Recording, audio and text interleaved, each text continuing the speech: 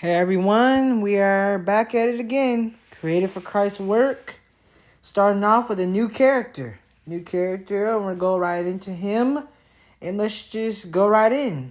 Thank the Lord for this message. Thank you for the people listening. Pray that everyone will be blessed by this. And thank you for it. In Jesus' name, amen. Let's get right into it. We are discussing Isaac today. Isaac. Some of you may know who Isaac is in the Bible. Some of you may not know who Isaac is. And I'm making Isaac's story one episode today for a reason. As it relates to Isaac's story, there are many parts of Isaac's story. Many different parts that make up Isaac's entire journey. These lessons may be short, but they are important. Many of you may or may not know that Isaac's father is Abraham.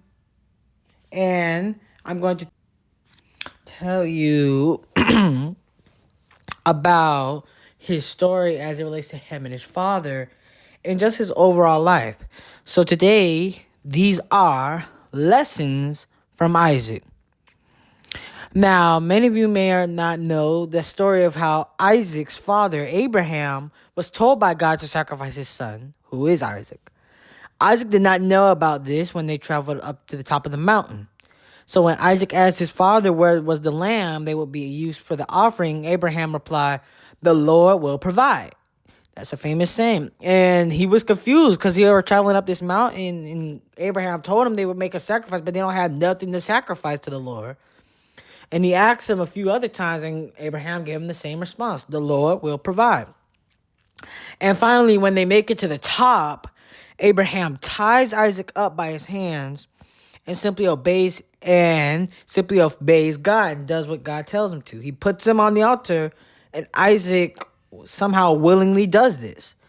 And this was a confusing and sad situation, knowing that he just didn't know. He didn't know that he was about to be sacrificed. Because you got to imagine, while yes, there were some theories that he may have thought that his father was going to kill him, he just didn't know. I mean, your father's bringing you all the way up here to sacrifice an offering that you don't have anything to offer up, and he just take you to the mountain blind to what you're going to be offering. I mean, I would be confused too. And he realized that if God told, but I'm assuming that maybe if Abraham told him, he would realize that if God told his father to sacrifice himself, then he must submit to his father and God's will. Just as Abraham laid his son Isaac to sacrifice him, an angel of the Lord stopped him just in time. The angel revealed that God was testing him to see if he would obey him regardless of the circumstance, and that he did. The angel came right in the nick of time. I guess what that song means. He may not come when you want it, but he'll be there right on time. The angel revealed that he was going to test him. And on that mountain, there was a ram in a bush. They sacrificed it and called the mountain Jehovah Jireh, which means the Lord will provide. This is a story we can learn from. While Abraham did obey, I noticed how, when reading this, I noticed something. I noticed how, yes, Abraham did obey God and it proved his obedience. But I noticed Isaac's submission also proved his obedience. Abraham was able to fully show his obedience because his son obeyed him due to being a father. What I want you to see is that there is power in submission. By submitting to his father's commands, they both became blessed. By obeying your parents, you will be blessed. Ephesians 6, 1-3. Children, obey your parents in the Lord, for this is right. Honor thy father and thy mother, which is the first commandment with promise, that it may be well with thee, and thou mayest live long on the earth. Old Testament version says, honor your father and love that days may be long upon the earth. That's the first commandment with promise. By doing this, you're going to live long on the earth and you extend your days. But by just being disobedient and not submitting, you cut off your days and you die out young due to rebellion and disobedience. Now listen to the verse in the New Century Version. Children, obey your parents as the Lord wants, because this is the right thing to do. The command says, honor your father and mother. This is the first command that has a promise with it. Then everything will be well with you, and you will have a long life on the earth. Whether they are good, bad, and in between, when you honor, obey, and respect your parents, you extend your life's longevity, and you will be blessed and highly favored. We're getting ready to celebrate Mother's Day, and next month will be Father's Day. And I know Mother's Day and Father's Day are some hard times because maybe you lost a parent, or maybe your parent doesn't live with you. Maybe your parent, because the reality is everybody has different parents. You may have a parent that may be strung out on drugs, may be drunk. You may have a father who's drunk, a father who's strung out on drugs, a mother who just abandons you, puts you up for adoption, just abandons you and has no reason. A father who just leaves his home to go out and be in the world. You don't understand it, and yeah, you may not have had that parent in your life, but at the very least, you can at least be thankful for them, because without them, you wouldn't be here. You gotta just at times suck it up. Like, yeah, your parents weren't there for you, but they're the ones who brought you in the world. And without them, you wouldn't be here. So you gotta give God thanks for them and respect them, because without them, you wouldn't even be here today. And Abraham was a wealthy man, and Isaac inherited all his father's wealth. And on the topic of obedience, how much you want to bet that some of the wealth obtained came from obedience? While, yes, him being a natural bloodline family member would be the ultimate reason for his inheritance, the obedience still played an effect on his inheritance of blessing. Sometimes God's not so much looking for the qualities of what you can do or bring to the table, but sometimes it's just a test of your obedience to him. Because you can have all the talent you want, but if you don't obey him, if you can't obey orders, then how can God use you? And that's not just with God, that's just with people. When you go to sports, take sports for instance, NBA season, the playoffs. When you're in sports, they're not just looking at only your skills and ability, your ability to shoot the basket. They're also looking at your ability to follow orders. When a head coach gives you a play that he wants you to do on the court, if you can't follow those orders because you're so stuck up in you and you can't be obedient, then you could either be benched or you could be released off the team.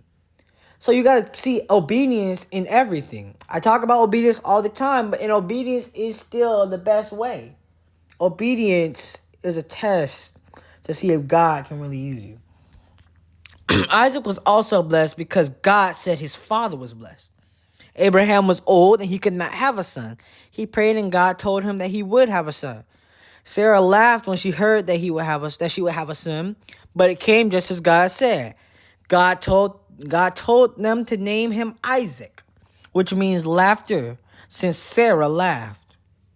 Isaac is a product of God's supernatural ability to work miracles in situations that would need a miracle.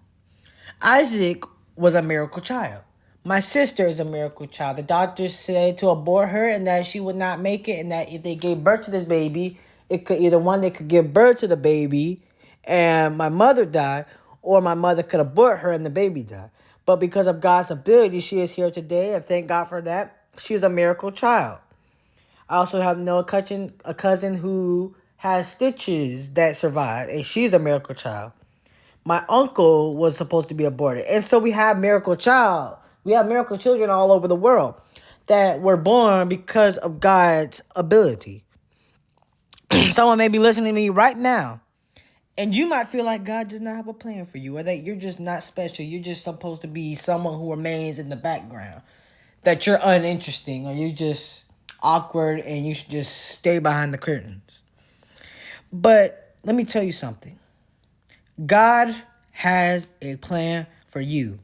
And you may see unseen to people. You may be even following the crowd. You may be a part of the crowd, but you just feel distant. You may be with the group, but you just don't fully fit into what they're doing. However, God sees you.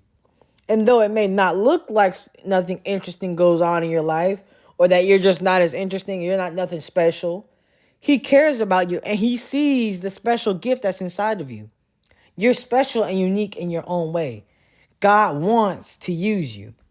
And for the last story, I have an interesting situation. Now listen carefully. This is about to get wild. Remember how I said that Abraham could not have kids due to him and Sarah's old age? Well, what if I told you that before Isaac, he did something interesting? Sarah wanted a child so badly after God told her and her husband Abraham that she would have a son. And after God told her this, she came up with a plan to fulfill. So basically, she wanted to fulfill God's plan herself. She wanted to fulfill what God told her based off of her own actions. That's what she did. And so what she did was she took her Egyptian servant, her Hagar, and Hagar became impregnated by Abraham, knowing that she had a younger body. Hagar also became his wife. Back then, like I said, it's weird and wild, but back then it was normal for a wealthy man to have more than one wife. Now, if you were wealthy, and that is perfectly not okay now. Nowadays, you cannot have more than one wife or husband. Nope, not happening. And when Hagar became pregnant, she gave birth to a son, and his name was Ishmael. The plan was that she would be able to have the son that Hagar gave birth to. Hagar's pregnancy was her plan to fulfill the promise that God made with her and Abraham, fulfilling God's prophecy herself, basically what she did. And Hagar, even though Sarah told her about this and that to give the baby up, she became caught up and decided to keep the son.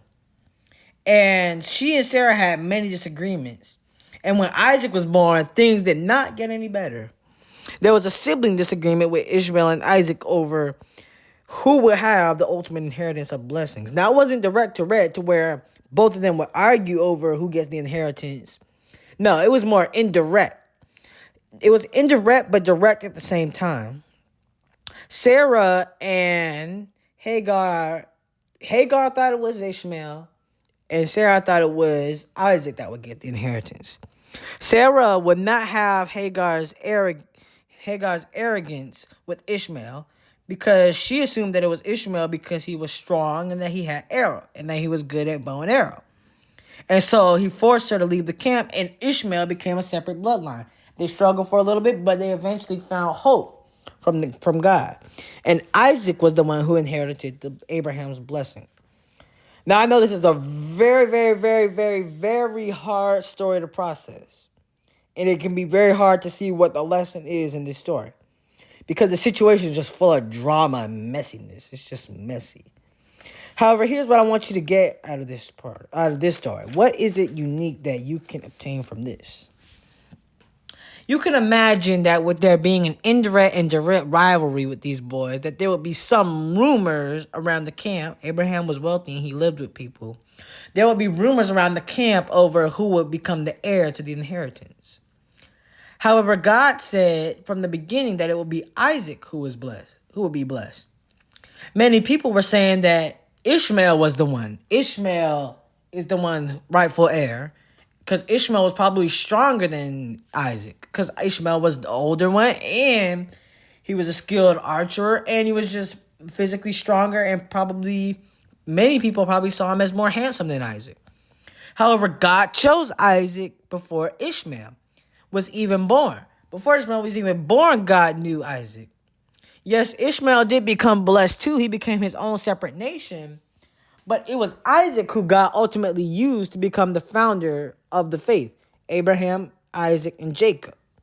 I want you to get this because many people favor or cheer on others that may be seen as better than you.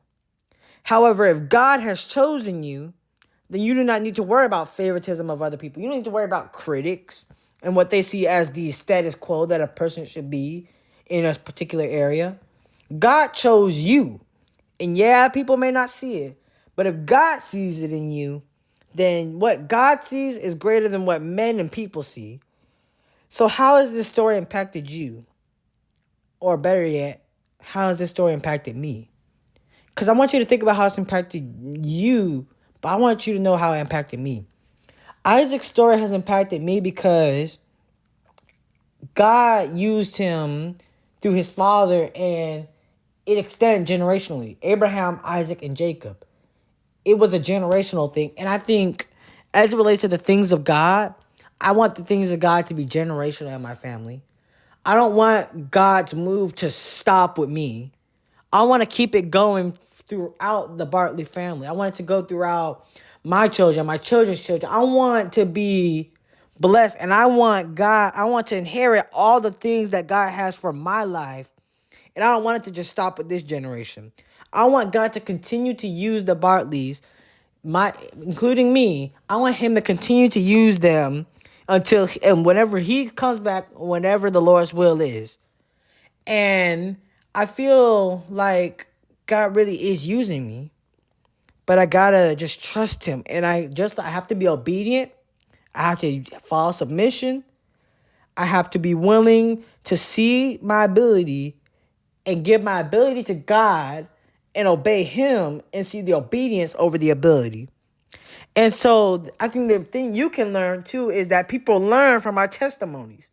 People a lot of times see me and they think I'm some perfect goody two-shoes. I know some people at school call me Angel Boy.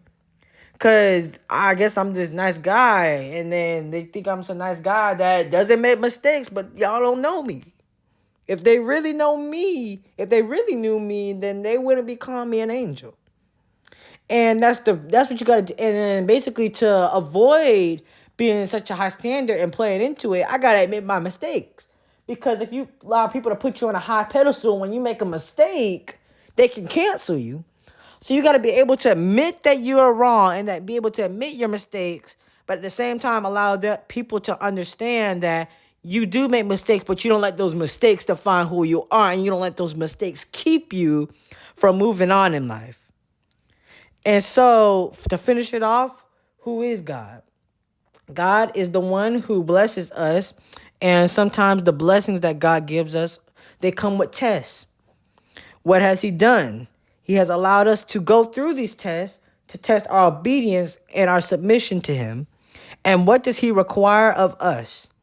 He requires us to submit to him, to see our ability, and to give the ability and use our obedience to act upon the ability. Thank you.